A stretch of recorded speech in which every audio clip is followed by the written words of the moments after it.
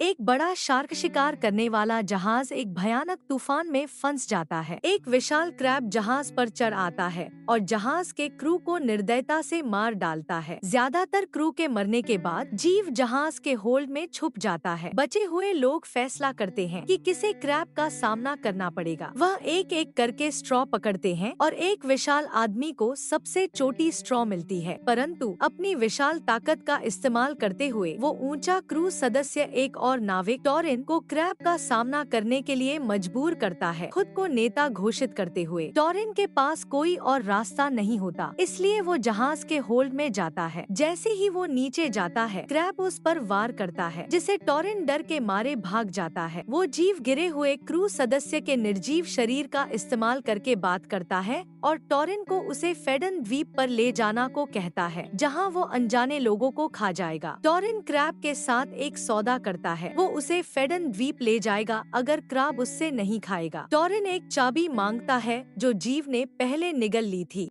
Crab उसे उगलता है और टॉरिन उसे जल्दी से लेकर ऊपर चढ़ जाता है। बिना किसी शब्द के वह कप्तान के कक्ष में भागता है, एक सुरक्षित बॉक्स खोलता है और एक बंदूक निकालता है। वह क्रू को बंदूक की नोक पर लेता है और जीव की खौफनाक मांग का खुलासा करता है। टॉरिन क्रू को यह भी बताता है कि क्रैब को जीवित रहने के लिए इंसानी मांस की जरूरत है। इस पर एक तनावपूर्ण चर्चा होती है, जिसमें वे यह तय करने की कोशिश करते हैं कि अगला शिकार कौन होगा। टॉरिन उन्हें याद दिलाता है कि पहले ऊंचे क्रू सदस्य ने ही छोटा दाव खींचा था। बिना किसी हिचकिचाहट के वे उस आदमी को जहाज के होल्ड में धकेल देते हैं, जहां क्रैब तुरंत उसे खा जाता है। तत्काल खतरे को टालते हुए क्रू एक नक्शे के चारों ओर इकट्ठा होते हैं और अगले रास्ते का फैसला करते हैं। कुछ लोग कहते हैं कि उन्हें जीव की मांग का पालन करना चाहिए और फेडन द्वीप की ओर जाना चाहिए, लेकिन टॉरिन एक वैकल्पिक रास्ता सुझाता है। वह जहाज को पास के एक निर्जन खाली द्वीप की ओर मोड़ने का प्रस्ताव करता है, ताकि द्वीप के निर्दोष जीवन को बचाया जा सके। क्रू टॉरिन की योजना को स्वीकार नहीं करता, इसलिए वह एक वोट का प्रस्ताव करता है। प्रत्येक सदस्य गुपचुप तरीके से अपनी पसंद का निशान लगाता है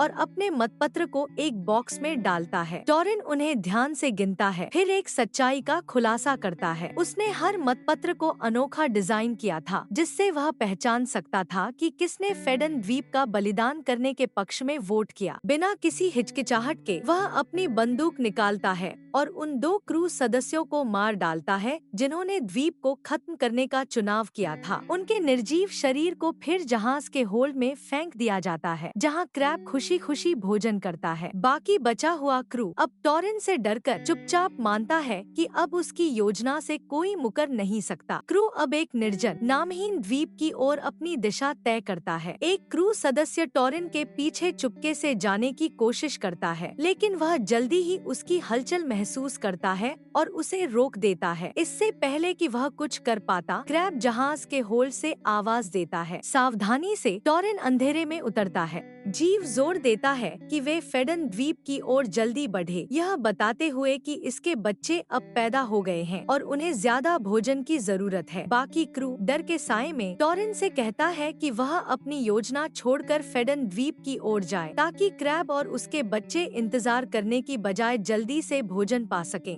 टॉरिन क्रू को आदेश देता है कि वे नामहीन द्वीप की ओर अपने रास्ते पर बने रहें और खुद को आराम देने के लिए अपने कक्ष में चला जाता है। लेकिन बाकी क्रू एक साजिश रचता है और टॉरिन को सोते हुए मार डालने की योजना बनाते हैं। वे रात के अंधेरे में उसकी निंद्रित अवस्था में उस पर बुरी तरह हमला करते हैं। हालांकि जब वे समझते हैं कि उन्होंने उसे मार डाला है, तो यह पता चलता है कि यह एक छल था। टॉरिन कहीं और छिपा हुआ था। गुस्से में वह क्रूर तरीके से वह सभी विद्रोहियों को मार डालता है। जहाज अब फिर से उसके नियंत्रण में होता है। टॉरिन एक क्रू सदस्य को कोने में छिपते हुए देखता है, वह सदस्य जिसने विद्रोह में भाग नहीं लिया था। टॉरिन विद्रोहियों के शवों को जहाज के होल्ड में फेंकता है ताकि क्रैब उन्हें खा सके। फिर वह आखिरी क्रू सदस्य को बताता है कि उसने झूठ बोला था, मतपत्र असल में अनोखे नहीं थे। हर क्रू सदस्य ने फेडन द्वीप का ही चुनाव किया था। बिना किसी हिचकिचाहट के टॉरिन अंतिम बचने वाले सदस्य को होल्ड में धकेल देता है। कुछ समय बाद टॉरिन जहाज के होल्ड में जाता है और क्रैब को बताता है कि वे अपनी मंजिल पर पहुंच चुके हैं। टॉरिन क्रैब को बताता है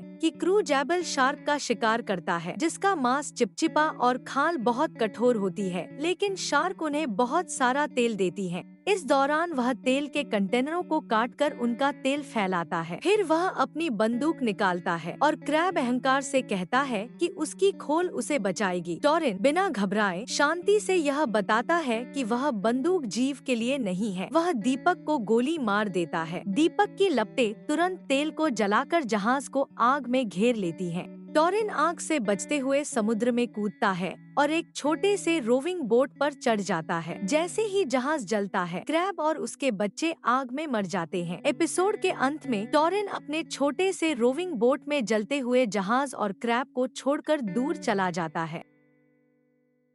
चैनल को लाइक और सब्सक्राइब करना ना भूले।